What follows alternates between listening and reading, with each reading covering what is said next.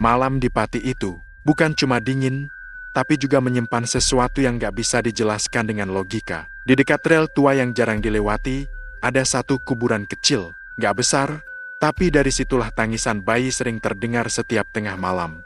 Banyak sopir bilang itu cuma halusinasi, tapi malam itu, seorang sopir truk bernama Wartu akhirnya tahu tangisan itu bukan sekadar cerita, karena yang menangis di sana bukan bayi biasa. Selamat datang di Kenari Malam, tempat di mana suara masa lalu masih bisa kamu dengar, bahkan setelah semua orang mati. Malam itu, jalanan di daerah Pati benar-benar sepi. Angin malam berhembus pelan, membawa bau tanah basah sisa hujan sore. Suara jangkrik bersahut-sahutan dari arah sawah yang terbentang luas di sisi kiri jalan. Lampu truk besar berwarna kuning milik Warto menembus kabut tipis yang mulai turun, memantulkan cahaya samar di genangan air kecil yang tersisa di aspal. Warto, seorang sopir truk pengangkut beras, menatap lurus ke depan. Matanya agak merah, mungkin karena lelah, tapi pikirannya masih fokus. Ia sudah terbiasa menempuh jarak jauh, dari Kudus, Pati, hingga Semarang, bahkan kadang sampai Jakarta kalau ada muatan besar. Tapi malam itu, entah kenapa, ada perasaan aneh yang membuat tengkuknya dingin sejak keluar dari gudang beras di pinggiran Pati. Ia sendirian di dalam truk. Biasanya, kalau malam, ia ditemani kenek bernama Sardi, tapi malam itu Sardi izin pulang lebih awal karena anaknya demam. Jadilah Warto harus nyetir sendiri. Sebenarnya, ia sempat ingin menunggu pagi, tapi pikirannya berubah ketika mengingat besok pagi muatan sudah harus sampai di gudang Semarang. Kalau telat, potongan bayarannya bisa lumayan besar. Ia menatap ke arah jam di dashboard. Jarumnya menunjuk jam 23:47. Masih ada waktu, pikirnya. Kalau lewat jalur biasa, mungkin bisa sampai sekitar jam 2 dini hari. Tapi kalau lewat jalan pintas dekat rel itu, paling jam 1:30 juga sudah sampai. Jalannya memang sempit dan agak rusak, tapi sepi. Tak ada kendaraan berat lain, dan bisa langsung tembus ke jalur besar tanpa harus memutar jauh. Namun jalan itu terkenal angker. Bukan cuma 1-2 sopir yang bilang, tapi hampir semua yang pernah lewat malam-malam. Mereka bilang ada kuburan tua di samping rel, tepat di tengah-tengah jalan itu, dan di sanalah sering terdengar suara tangisan bayi. Suara yang katanya bisa bikin sopir kehilangan kendali, bahkan ada yang sampai menabrak pagar rel karena panik mendengar suara itu. Tapi Warto bukan tipe orang yang gampang takut. Ia sudah lama kerja di jalanan, dan sudah sering mendengar cerita seram. Ia tahu mana yang cuma bualan, mana yang kebetulan. Ia percaya, kalau hati bersih dan niatnya baik, nggak akan diganggu. Tapi malam itu, entah kenapa, keyakinannya agak goyah. Paling cuma suara kucing atau burung malam, gumamnya sambil menyalakan rokok. Asapnya mengepul pelan, memenuhi kabin truk yang beraroma solar. Ia menambah volume radio yang memutar lagu dangdut pelan, berharap bisa mengusir sepi yang mulai terasa menekan. Angin masuk lewat jendela yang sedikit terbuka. Dingin, bukan dingin biasa seperti udara malam, tapi semacam dingin yang menusuk tulang, seperti berasal dari tempat yang gelap dan lembab. Wartu sempat menoleh ke kiri, ke arah jalanan kecil yang berbelok ke area rel. Di sana, hanya tampak cahaya remang dari lampu jalan tua yang menggantung miring, bergoyang pelan tertiup angin. Ia menurunkan kecepatan. Ban truknya menggilas jalan kerikil, menimbulkan suara krak, krak, yang terdengar keras di tengah keheningan malam. Di sisi kanan, hamparan sawah gelap tanpa batas.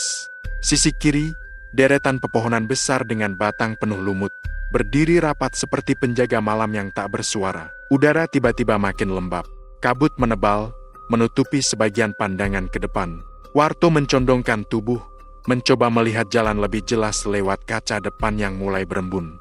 Ia mengusapnya dengan tangan. Hanya cahaya lampu truknya yang tampak menembus sedikit kabut. Tak ada kendaraan lain, tak ada suara manusia. Hanya mesin truk yang bergemuruh pelan dan sesekali suara ranting patah tertiup angin. Warto mulai merasa sedikit tidak nyaman. Ia mengganti posisi duduknya, mencoba santai. Tapi dari arah jauh, samar-samar, ia melihat bayangan seperti pagar besi berwarna hitam yang membentang melintang rel kereta. Jalur yang ia tuju sudah di depan. Ia menarik napas panjang, bersiap melewati bagian yang paling sepi. Kuburan itu, katanya, ada tepat di samping rel, di antara 2 pohon besar. Banyak yang bilang, kuburannya sudah tua sekali, sebagian batu nisannya bahkan miring dan tertutup ilalang. Tak ada lampu di sana, dan kalau malam, suasananya benar-benar gelap gulita. Truknya terus melaju perlahan. Radio tiba-tiba berdesis, seperti kehilangan sinyal. Lagu dangdut yang tadi terdengar jelas kini berubah menjadi suara statik. Warto menepuk-nepuk panel radio, tapi suaranya tetap kacau. Aduh, sinyalnya hilang lagi, gumamnya kesal. Tepat ketika ia menatap radio itu, suara lain muncul, suara lirih, nyaris tak terdengar di awal. Tapi jelas bukan suara mesin atau angin. Suara itu seperti tangisan bayi, pelan, patah-patah, datang dari arah luar truk. Warto spontan menoleh ke kanan. Di balik kaca jendela, hanya ada kabut putih tebal dan siluet pohon besar yang berdiri di tengah lahan kosong. Tapi suara itu masih terdengar. Wah, wah, pelan tapi menusuk. Seperti suara bayi yang kedinginan, menangis minta digendong. Ia mengerutkan kening. Suara apaan tuh? Bisiknya. Ia mematikan radio untuk memastikan, dan benar suara tangisan itu semakin jelas.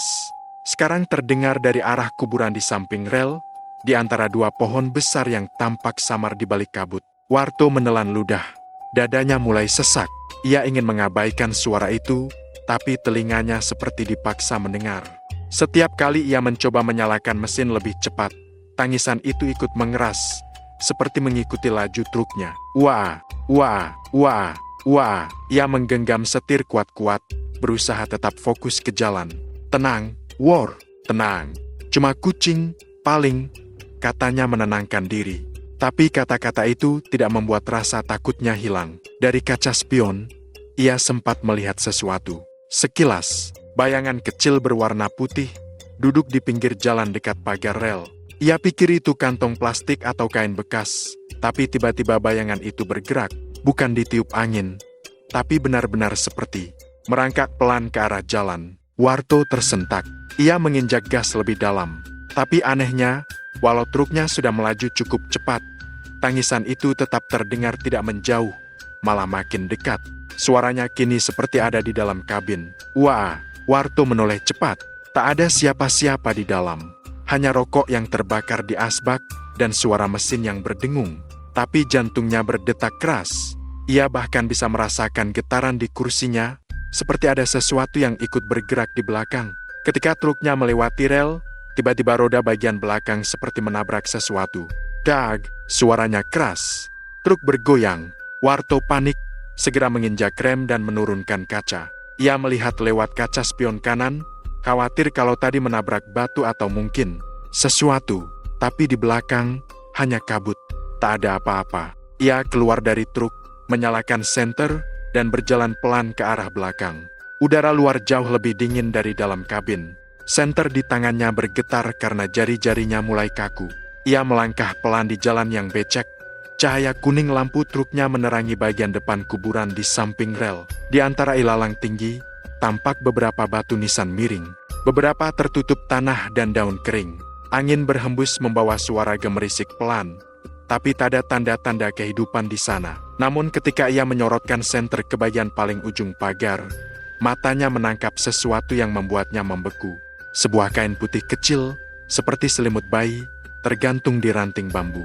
Dan di ujung kain itu, ada noda merah tua yang tampak masih basah. Ya Allah, gumamnya pelan. Sebelum sempat ia berpikir lebih jauh, suara tangisan itu muncul lagi. Kali ini tepat di belakangnya. Wah! Warto menoleh cepat, tapi tak ada siapa-siapa. Hanya kabut yang bergulung, menelan sebagian cahaya lampu truknya. Ia buru-buru masuk ke kabin, menutup pintu rapat-rapat, lalu menyalakan mesin. Tangannya gemetar waktu memutar kunci. Mesin sempat tersendat 2 kali sebelum akhirnya menyala. Begitu truknya jalan, ia memacu gas sekencang mungkin. Tapi baru beberapa meter, dari kaca spion, ia melihat sesuatu yang membuat darahnya berhenti mengalir. Di bagian belakang truk, di atas bak kosong, ada bayangan kecil duduk diam seperti tubuh bayi yang membelakangi jalan. Warto terpaku. Tangannya gemetar, napasnya berat. Ia ingin berhenti, tapi rasa takut menahannya. Ia hanya bisa terus melaju, berharap bayangan itu hilang saat ia sampai ke jalan besar. Tapi sepanjang perjalanan, suara tangisan itu tidak berhenti. Wah, wah, semakin jauh dari kuburan, suara itu semakin pelan, tapi tetap terdengar. seolah ikut terbawa bersama truknya, menempel di udara, dan berbisik di telinganya. Begitu sampai di pertigaan jalan besar, Warto baru berani menengok spion lagi. Dan kali ini, bayangan itu sudah tidak ada. Ia menarik napas panjang, mencoba menenangkan diri. Tapi hatinya masih berdebar, tubuhnya masih gemetar, dan entah kenapa, meski ia sudah jauh dari kuburan itu, udara di dalam kabin masih bau tanah basah dan anyir seperti darah lama. Ia menatap jam di dashboard. Jarum panjangnya tepat di angka 12, jarum pendeknya di angka 2. Ia menelan ludah pelan dan bergumam lirih. Tadi, katanya cuma jalan pintas. Ya, tapi kok rasanya kayak lewat tempat orang mati.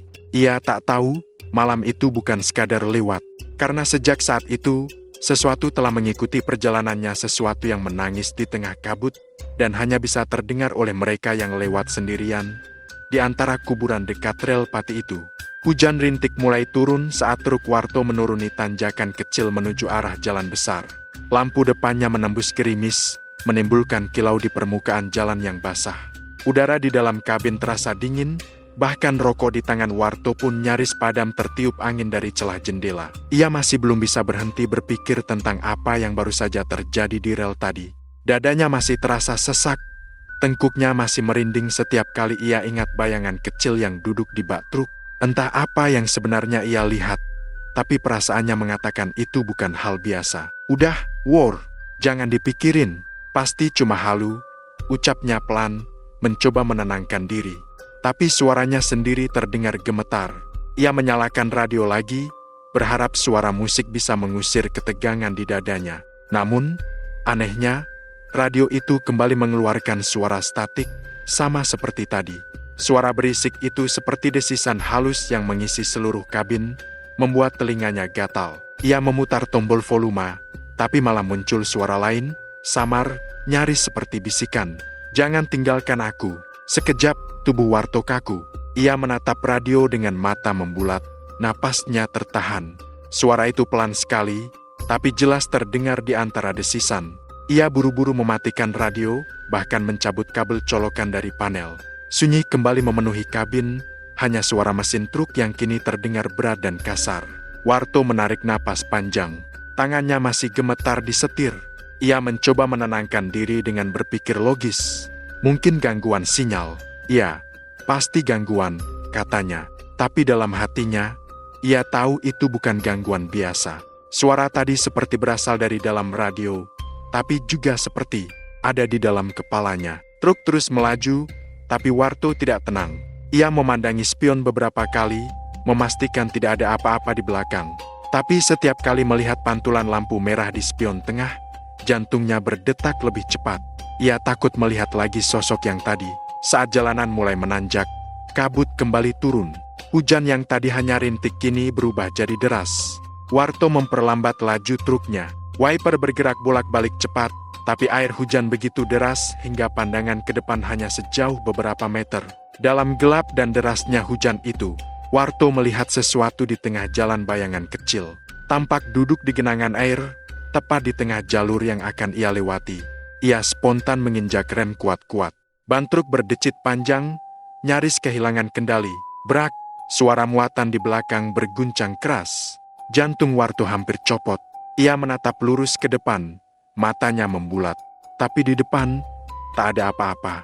Jalan kosong, hanya air hujan yang terus jatuh deras, memantulkan cahaya lampu truk. Ia memejamkan mata, menepuk dadanya sendiri. Ya Allah, tenang, War, tenang, gumamnya. Ia hendak menyalakan truk lagi, tapi sesuatu membuatnya berhenti. Dari luar, samar-samar, terdengar suara tangisan itu lagi. Wah, wah, Warto membuka matanya perlahan. Tangannya masih di atas setir. Ia menatap ke kaca depan. Tak ada apa-apa. Tapi suara itu jelas-jelas datang dari luar, dari sisi jalan. Ia melirik ke kanan, hanya sawah luas. Ke kiri, kuburan kecil dengan nisan-nisan miring, samar terlihat lewat sorot lampu. Tubuhnya kaku. Ia tahu tempat itu. Kuburan yang sama dengan yang tadi di dekat rel. Tapi bagaimana bisa? Bukankah ia sudah meninggalkannya jauh di belakang? Ia merasakan bulu kuduknya berdiri semua. Tangannya mulai gemetar. Hujan semakin deras, dan suara tangisan itu makin jelas. seperti ada tepat di depan truk, di luar kaca. Warto mencondongkan tubuh, mencoba memastikan. Tapi saat cahaya lampu depan mengenai salah satu nisan, ia melihat sesuatu yang bergerak di belakangnya. Bentuknya kecil, berpakaian putih, merangkak pelan di tanah becek. Bayi itu, Warto terpaku. Matanya tak berkedip. Bayi itu berhenti merangkak dan mendongak menatap ke arah truk. Wajahnya pucat, kulitnya kebiruan, matanya gelap tanpa bola mata. Lalu, bibirnya perlahan bergerak. "Bapak!" Warto menjerit. Ia memutar kunci truk secepatnya, mesin menyala dengan suara keras, dan ia langsung menginjak gas dalam-dalam. Ban truk memercikan lumpur ke segala arah, truk melesat menembus hujan deras.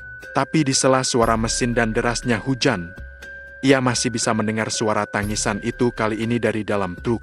"Wah, wah!" Ia menoleh cepat ke kursi sebelah. Kosong. Tapi suara itu ada di sana, jelas, seperti bayi yang menangis di pangkuan seseorang. Ia semakin panik. Tangannya berkeringat, pandangannya mulai kabur karena air mata dan hujan di kaca. Ia terus melaju tanpa peduli jalanan menanjak dan berliku. Setelah sekitar 10 menit, hujan mulai reda. Ia sudah jauh dari tempat itu, tapi tangisannya belum juga hilang. Kini malah berubah jadi seperti erangan pelan. "Bapak, jangan tinggalkan aku." Warto menutup telinga, tapi suara itu masih terdengar. Ia bahkan merasa seperti ada napas halus di lehernya, dingin dan lembab. Ia berteriak, "Pergi, aku nggak ganggu kamu, aku cuma lewat." Truk berguncang keras, seolah sesuatu menghantam bagian belakang. Dag, dag, 2 kali, ia nekat menepi, berhenti di pinggir jalan yang agak lebar. Hujan mulai reda, tapi udara masih berat dan lembab. Ia membuka pintu, keluar dari kabin, mencoba melihat ke belakang. Gelap, tak ada apa-apa di sana. Hanya truknya, jalan basah, dan suara tetesan air dari daun-daun di pinggir sawah. Tapi saat ia melangkah beberapa meter ke belakang, samar-samar terdengar suara dari arah bak truk. "Wah, wah!" Perlahan ia naik ke belakang, membuka terpal setengah. Senter di tangannya bergetar, sinarnya bergerak tak stabil. Dan di antara karung-karung beras, ia melihat sesuatu yang membuatnya ingin kabur saat itu juga. Di sana, di atas karung paling atas, ada selimut putih kecil, basah kuyup, dengan bercak merah di ujungnya. Dan dari bawah selimut itu, muncul tangan mungil yang bergerak pelan. Warto langsung menjatuhkan senter dan mundur terpeleset. Senter itu jatuh ke tanah, masih menyala, dan sinarnya mengarah ke kolong truk. Di bawah truk, terlihat bayangan kecil merangkak cepat keluar dari sisi kanan. Ia menjerit, berlari masuk ke kabin, menutup pintu, lalu menyalakan mesin tanpa berpikir. Truk melesat lagi, kali ini dengan kecepatan hampir gila. Ban belakang sempat terpeleset di jalan licin, tapi ia tidak peduli. Yang penting, ia menjauh. Sepanjang perjalanan menuju jalan raya besar, ia tidak menoleh sama sekali ke spion. Ia bahkan menutup kaca spion tengah dengan selembar koran yang menempel di dashboard. Ia takut melihat sesuatu lagi di sana. Beberapa menit kemudian, ia mulai tenang sedikit. Tangisannya menghilang, suara hujan pun mereda. Tapi keheningan malam justru membuat jantungnya makin tidak tenang. Ia mencoba menyalakan radio, tapi begitu tombol diputar, yang keluar hanya suara. "Wah!" Lalu disusul suara bisikan pelan, "Kembalikan aku." Warto langsung mematikan radio lagi, bahkan meninju panelnya hingga tombolnya bengkok. "Diam, jangan ganggu aku lagi," teriaknya dengan suara parau. Napasnya tersengal, peluh dingin membasahi keningnya. Ia akhirnya tiba di daerah pasar kecil yang masih ada beberapa lampu toko menyala. Di sana, ia berhenti sebentar, menyalakan rokok dengan tangan gemetar. Matanya kosong, pikirannya berantakan. Seorang penjaga warung kopi di pinggir jalan mendekat. "Mas, ngerap apa?" Mukanya pucat banget, tanyanya. Warto menatapnya beberapa detik, lalu tersenyum kaku. "Gak apa-apa, Pak, cuma capek." Penjaga itu mengangguk, lalu ikut menatap truknya yang basah kuyup. "Mas lewat rel dekat kuburan, ya?" Tanyanya pelan. Warto kaget. "Kok Bapak tahu?" Penjaga itu menghela napas panjang. "Udah banyak sopir ngalamin hal yang sama. Tiap malam Jumat, katanya suka ada yang nangis di sana. Orang bilang itu arwah bayi yang dulu mati ketabrak kereta sama ibunya. Ibunya udah dimakamkan di situ, tapi bayinya nggak pernah ketemu. Kadang dia minta dijemput, kadang cuma nangis nyari ibunya." Warto terdiam. Rokok di tangannya mati separuh.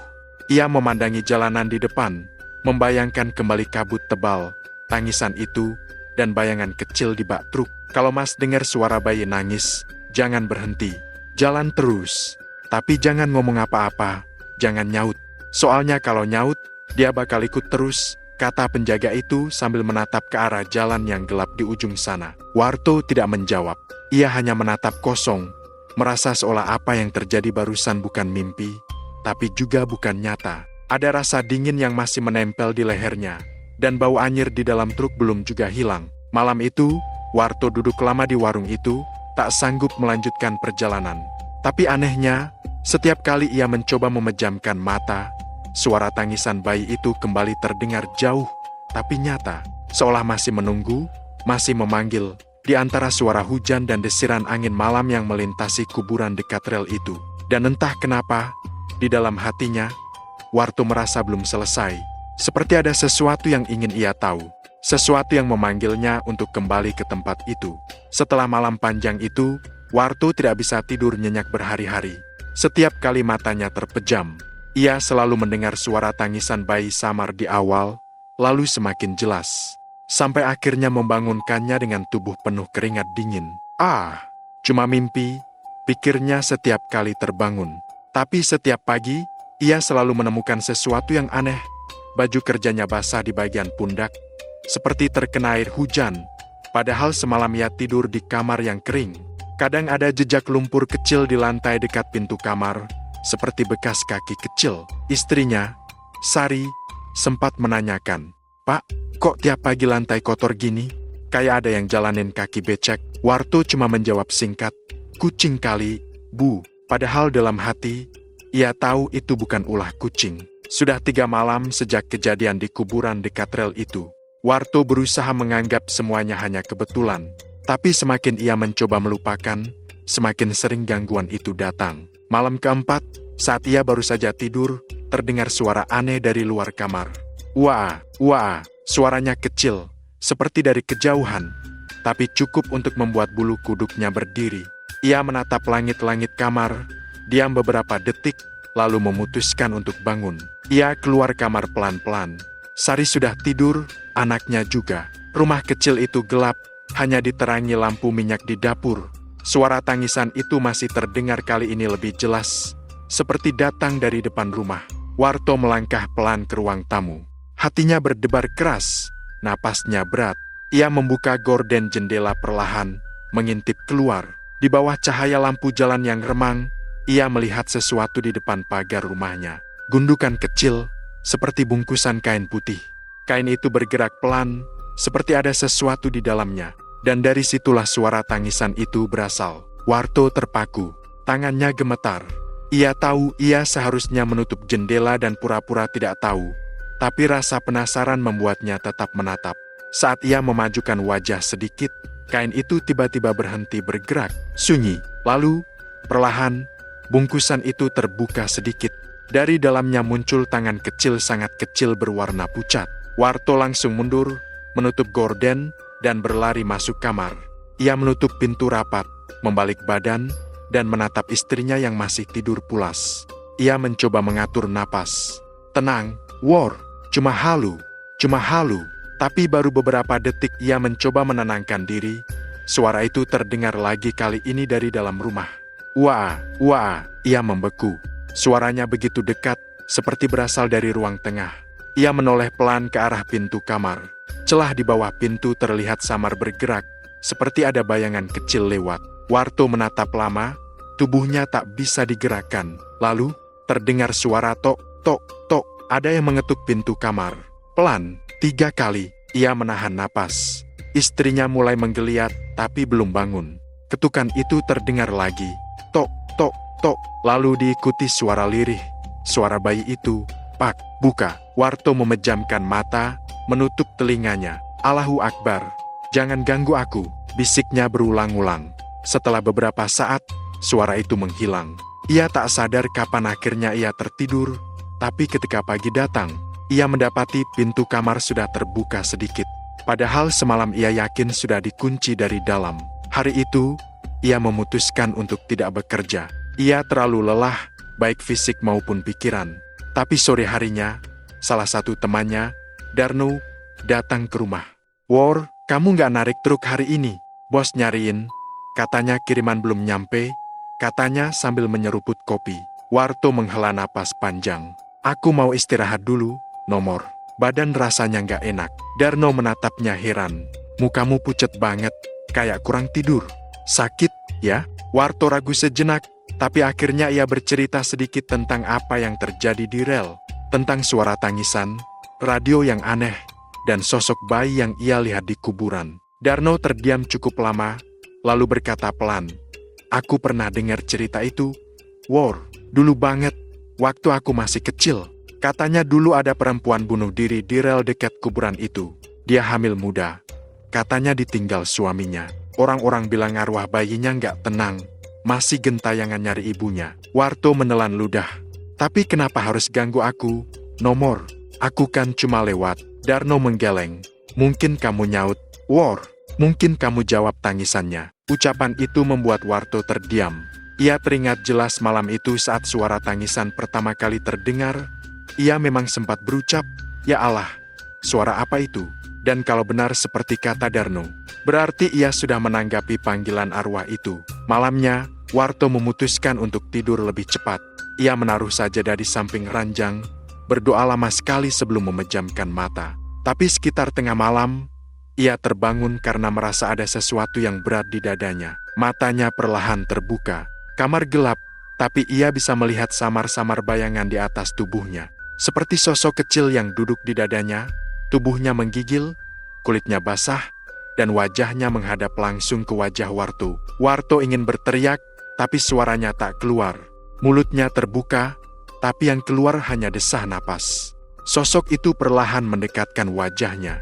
Dan kali ini, ia bisa melihat jelas wajah bayi pucat itu, dengan mata hitam legam dan bibir membiru. "Kenapa Bapak tinggalin aku?" Suara itu pelan, serak, tapi jelas. Warto menatapnya dengan ketakutan luar biasa. Air mata menetes tanpa sadar. Ia mencoba bergerak, tapi tubuhnya seolah ditindih batu besar. Sosok itu lalu menatap ke arah pintu kamar, kemudian kembali ke wajah Warto. "Ibu di rel, aku di tanah." Suaranya pecah, lalu perlahan tubuhnya kabur seperti kabut, menghilang di udara. Begitu sosok itu lenyap, tubuh Warto langsung bisa bergerak. Ia duduk, napasnya terengah-engah, baju tidurnya basah oleh keringat. Ia segera menyalakan lampu, menatap sekeliling kamar. Tak ada apa-apa, tapi di bantalnya ada bekas lumpur kecil, seperti tapak tangan bayi. Warto langsung bangun, berwudu, lalu duduk di ruang tamu sambil menggenggam tasbih. Tapi malam itu ia tahu arwah itu belum pergi. Dan sepertinya, ia ingin Warto menemukan sesuatu di dekat rel itu. Saat azan subuh berkumandang, Warto memutuskan satu hal. Ia harus kembali ke sana. Bukan untuk menantang, tapi untuk mencari jawaban siapa bayi itu sebenarnya, dan kenapa memilih mengikutinya. Namun, Warto tidak tahu bahwa apa yang menunggunya di kuburan dekat rel itu bukan hanya tangisan, tapi juga rahasia kelam yang sudah lama terkubur bersama tanah basah dan besi rel yang berkarat. Pagi itu, Warto duduk lama di beranda rumahnya. Matanya sayu, wajahnya terlihat lebih tua dari biasanya. Kopi hitam di cangkirnya sudah dingin, tapi ia tidak menyentuhnya sama sekali. Ia cuma menatap kosong ke arah jalan depan rumah arah yang menuju ke rel. "Pak, nggak kerja lagi hari ini?" tanya istrinya, Sari, dari dapur. "Nanti sore aja, Bu. Ada yang mau tak samperin dulu?" jawabnya pelan tanpa menoleh. Sari tidak banyak bertanya. Ia tahu suaminya belakangan ini berubah. Sering diam, sering melamun, dan kadang terbangun di malam hari dengan napas tersengal seperti habis lari jauh. Menjelang siang, Warto mengambil kunci truknya dan berangkat. Tapi kali ini ia tidak membawa muatan. Ia hanya ingin kembali ke tempat itu, kuburan di dekat rel yang membuat hidupnya berantakan. Perjalanan ke sana tidak lama. Jalanan sudah mulai ramai oleh kendaraan, tapi entah kenapa, tiap kali truknya makin dekat ke rel, udara terasa makin berat. Langit mendung, padahal pagi tadi matahari sempat cerah. Begitu sampai di lokasi, Warto mematikan mesin dan turun. Ia berdiri di tepi jalan yang sama, tempat ia dulu mendengar tangisan bayi itu. Kuburan tua di sebelah rel terlihat sepi. Rumput liar menjalar kemana-mana, beberapa nisan miring, dan di bawah pohon beringin, Ada satu batu nisan yang kelihatannya baru dibersihkan. Ia mendekat pelan. Suara serangga di sekitar seolah tiba-tiba berhenti, menyisakan kesunyian aneh. Saat jaraknya tinggal beberapa meter dari nisan itu, Warto merasakan aroma yang ia kenal, bau anyir, seperti darah yang sudah lama mengering. Ia menelan ludah, lalu membaca tulisan di batu nisan itu. Huruf-hurufnya hampir hilang dimakan waktu, tapi masih bisa terbaca. Siti Rahmawati wafat ke 1989. Warto terpaku. Nama itu terasa tidak asing. Ia mencoba mengingat, dan tiba-tiba bayangan masa mudanya muncul. Ia ingat dulu, sebelum menikah dengan Sari, ia pernah dekat dengan seorang perempuan di kampung sebelah. Namanya Siti. Ia ingat gadis itu lembut, periang, tapi hilang tanpa kabar saat ia mulai bekerja jadi sopir. Orang bilang Siti pindah keluar kota, tapi ternyata Warto mundur selangkah. Kepalanya pusing. Jangan-jangan ini Siti yang dulu, gumamnya pelan. Angin berhembus pelan, dan tiba-tiba terdengar suara dari arah rel. "Pak, jangan tinggalin aku." Warto tersentak. Ia menoleh cepat ke arah suara itu, tapi tak ada siapapun di sana. Hanya kabut tipis yang melayang di atas rel besi yang berkarat. Suara itu terdengar lagi. Kali ini lebih dekat. "Pak," dingin. Tenggorokannya terasa kering. Ia ingin berlari, tapi kakinya seolah menolak. Ia menatap ke arah rel, dan di sana, samar-samar, ia melihat sesosok kecil duduk di tengah rel, membelakanginya. Tubuhnya kecil, pucat, dan seperti sedang bermain dengan batu. Ya Allah, Warto memejamkan mata, tapi rasa ingin tahunya lebih besar dari rasa takut. Ia melangkah perlahan mendekat. Setiap langkah terasa seperti 100 meter. Ketika jaraknya tinggal beberapa meter, suara itu berhenti. Sosok kecil itu diam. Warto menunduk perlahan, dan saat ia melihat wajahnya, tubuhnya langsung kaku. Itu bayi yang sama dengan yang ia lihat di dalam truk malam itu. Tubuhnya basah, kulitnya kebiruan, tapi matanya terbuka lebar menatap Warto. Di sebelah bayi itu, di tanah basah, ada sebuah potongan kain putih yang tampak seperti bekas pembungkus jasad. Bayi itu mengangkat tangannya ke arah Warto. "Bapak!" Warto mundur dengan napas tersengal. Tapi langkahnya terhenti ketika ia mendengar suara lain dari belakangnya, suara perempuan menangis. "Kembalikan anakku." Ia menoleh. Di bawah pohon beringin, berdiri sosok perempuan berpakaian putih panjang, rambutnya terurai menutupi wajah. Tubuhnya seperti melayang pelan, dan dari bawah bajunya menetes air bercampur darah. Warto tidak bisa bergerak. Suara kereta terdengar dari jauh, tapi ia seolah terjebak di antara dua dunia. Perempuan itu mendekat, langkahnya pelan. Tapi setiap kali mendekat, udara di sekitar semakin dingin. "Kau ingat aku, Warto?" Suaranya serak, tapi jelas. "Kau pernah janji, gak akan ninggalin aku." Warto gemetar hebat. Matanya mulai berkaca-kaca. "Siti, itu kamu." Sosok itu berhenti beberapa meter darinya.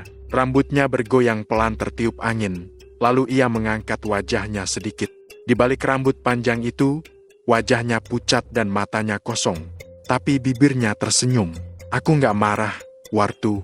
Tapi kenapa kamu biarin kami mati sendirian di rel?" Warto tak sanggup menjawab. Ia hanya bisa mundur, air matanya jatuh tanpa sadar. "Aku gak tahu, Seth. Aku gak tahu kamu masih hamil waktu itu." Sosok perempuan itu menatapnya lama, lalu berkata lirih, "Sekarang kamu tahu. Tapi anakku masih di sini. Dia belum tenang. Tolong." Lalu tiba-tiba semuanya gelap. Warto merasa dunia di sekelilingnya berputar. Ia mendengar suara kereta mendekat, suara besi bergesekan, lalu brak. Ketika ia membuka mata lagi, ia sudah berada di tanah, di samping truknya. Napasnya memburu, tubuhnya penuh lumpur. Langit sudah sore, dan tempat itu kembali sepi seperti semula. Tak ada bayi, tak ada sosok perempuan, hanya suara jangkrik dan aroma tanah basah. Tapi sesuatu berubah. Di tangan kirinya, Warto menggenggam sepotong kain putih kecil yang basah dan berlumpur persis seperti kain yang ia lihat tadi di rel. Ia menatap kain itu lama, lalu memasukkannya ke saku baju. Dalam hati, ia tahu arwah itu belum pergi. Ia tahu, tangisan bayi itu bukan sekadar gangguan, tapi panggilan, permintaan untuk diselesaikan. Dan sejak hari itu, Warto bertekad mencari tahu apa yang sebenarnya terjadi puluhan tahun lalu di rel itu. Siapa yang menguburkan Siti di sana, dan kenapa bayi itu tidak pernah ditemukan? Namun Warto tidak tahu bahwa pencariannya nanti justru akan membawanya lebih dalam ke kegelapan karena tidak semua arwah ingin ditemukan, dan tidak semua janji lama pantas untuk diingat kembali. Sejak kejadian di kuburan itu, pikiran Warto tak pernah tenang. Ia tak bisa melupakan wajah Siti dan sosok bayi yang menatapnya dengan mata hitam legam di atas rel. Malam-malamnya selalu diselimuti mimpi buruk yang sama dirinya berdiri di rel yang basah, mendengar suara kereta datang, tapi tak bisa bergerak. Dalam mimpi itu, suara bayi selalu menangis di telinganya, memanggil pelan, "Bapak, jangan tinggalin aku." Setiap kali terbangun, Warto pasti mendapati keringat dingin membasahi seluruh tubuhnya. Dan anehnya, di setiap pagi setelah mimpi itu, kain putih kecil yang ia simpan di saku selalu terasa lebih basah dan dingin daripada sebelumnya. Seolah ada seseorang yang terus menggenggamnya di dunia lain. Hari itu, Warto memutuskan untuk mencari jawaban. Ia kembali ke warung kopi Pak Yono, warung yang dulu tempat ia berhenti setelah malam pertama mendengar tangisan bayi itu. Warung kecil itu berdiri di pinggir jalan, tak jauh dari rel, dan sore itu hanya ada 1-2 sopir yang sedang ngopi. "Pak Yono," sapa Warto, suaranya berat. "Saya mau nanya sesuatu tentang kuburan di dekat rel itu." Pak Yono menatapnya lama, seolah sudah menduga. "Kamu balik lagi, ya, War? Padahal aku udah bilang, jangan keseringan nyamperin tempat itu. Banyak yang gak kuat." Warto menunduk.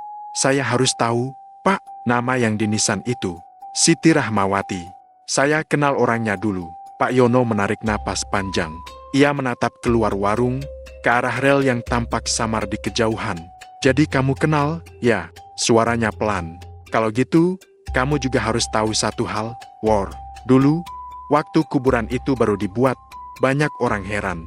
Soalnya jasad Siti dikubur sama bayinya di situ, tapi katanya cuma badan ibunya yang ketemu. Bayinya nggak pernah ditemukan." "Siapa yang ngubur, Pak?" tanya Warto cepat. Pak Yono berpikir sejenak, lalu menjawab, "Dulu ada orang tua, dukun kampung yang bantu pemakaman itu. Namanya Mbah Kromo. Tapi sekarang orangnya udah tua banget, tinggal di ujung desa, dekat sawah. Orang-orang bilang dia satu-satunya saksi waktu jasad itu diangkat dari rel." Nama itu langsung menancap di kepala Warto. Mbah Kromo, satu-satunya orang yang tahu apa yang sebenarnya terjadi. Tanpa pikir panjang, Warto langsung berangkat sore itu juga. Ia mengikuti petunjuk dari Pak Yono. Jalannya sempit dan becek, melewati pematang sawah dan beberapa rumah bambu. Udara mulai lembab, tanda hujan akan turun. Di ujung jalan, berdiri sebuah rumah tua berdinding kayu gelap. Sebagian atapnya ditutupi lumut. Dari jendela, terlihat asap tipis keluar, seperti ada yang membakar dupa di dalam. Warto mengetuk pintu pelan. "Permisi, Mbah, saya Warto, sopir truk. Mau tanya soal yang dulu di rel itu." Tak lama, pintu terbuka sedikit. Dari balik celah, terlihat wajah keriput dengan mata cekung yang tajam. "Kamu Warto?" Suara itu serak, tapi tegas. "Iya, Mbah." Pintu dibuka lebih lebar. Mbah Kromo berdiri di depan, memakai kain lusuh dan kemeja tipis. "Masuklah, aku udah nunggu kamu dari dulu," katanya pelan. Ucapan itu membuat Warto kaget. "Mbah, nunggu saya? Sejak malam pertama kamu lewat rel itu," jawab Mbah Kromo sambil berjalan ke dalam. "Aku tahu kamu bakal balik. Ada yang belum selesai, Nak." Di dalam rumah, udara terasa berat dan dingin. Bau dupa bercampur dengan aroma tanah basah dan kayu tua. Di sudut ruangan, tergantung beberapa kain putih yang sudah menguning. Mbah Kromo duduk di kursi bambu, lalu menatap Warto lekat-lekat. "Kamu kenal Siti, kan?" Warto mengangguk pelan. Dia dulu gadis baik, tapi malam itu, dia nggak bunuh diri. Ada yang bikin dia mati di rel itu. Warto menatapnya kaget. "Maksudnya, Mbah? Jadi bukan kecelakaan?" Mbah Kromo menggeleng pelan. "Bukan. Waktu itu, dia datang ke rumahku minta tolong. Katanya dia diusir dari rumah, dituduh membawa aib. Aku tahu dia hamil, tapi sebelum aku sempat bantu, dia hilang. Beberapa hari kemudian, orang nemuin jasadnya di rel, hancur. Cuma separuh tubuhnya. Bayinya nggak ketemu." Warto menelan ludah. "Terus siapa yang bunuh dia, Mbah?" Mbah Kromo tidak langsung menjawab. Ia mengambil segelas air putih dari meja, lalu menatap ke arah jendela. "Kadang yang bersalah bukan cuma satu orang, Nak. Tapi yang paling berat adalah orang yang pernah berjanji untuk datang, tapi nggak pernah datang." Warto diam. Ia paham arah pembicaraan itu. Mbah, saya nggak tahu kalau dia hamil waktu itu. Saya sumpah nggak tahu. Mbah Kromo menatapnya lama. Mungkin, tapi arwahnya tahu siapa kamu. Dan anaknya, masih nyari kamu. Apa maksudnya masih nyari saya? Suara Warto mulai gemetar. Mbah Kromo menghela napas berat. Tangisan bayi yang kamu dengar itu, bukan mau menakut-nakuti. Dia minta ditolong. Tapi tiap kali dia muncul, berarti arwahnya belum tenang. Mungkin dia pengen kamu bantu dia dan ibunya bersatu. Caranya gimana, Mbah? Tanya Warto cepat. Besok malam, kamu datang lagi ke rel itu. Tepat jam 12. Bawa kain putih yang kamu temuin waktu itu. Jangan takut apapun yang terjadi, tapi jangan lari. Kalau kamu lari, dia nggak akan pernah berhenti manggil kamu. Warto tercekat. Kalau saya gagal, Mbah? Mbah Kromo memandangnya tajam. Kalau kamu gagal, bukan cuma dia yang nggak tenang. Kamu juga nggak bakal tenang selamanya. Suasana jadi sunyi. Hanya suara hujan pertama yang mulai menetes di atap rumah kayu itu. Sebelum pulang, Warto menatap wajah Mbah Kromo sekali lagi. Mbah, kenapa bantu saya? Orang tua itu tersenyum tipis. Karena dulu aku yang ngubur dia. Tapi waktu itu, aku juga nggak bisa nemuin bayinya. Malam mulai turun ketika Warto sampai di rumah. Angin kencang bertiup, membuat genting berderak. Ia duduk di kamar, memegang kain putih itu erat-erat. Kali ini ia yakin, malam besok akan jadi malam terakhir ia bisa tidur dengan tenang, entah karena semuanya akan selesai, atau karena justru dimulai dari sana. Sebelum tidur, ia memandangi kain itu. Di ujung kain yang kusut dan kotor, ada bekas jahitan kecil, seperti nama yang dulu pernah disulam tapi kini terhapus.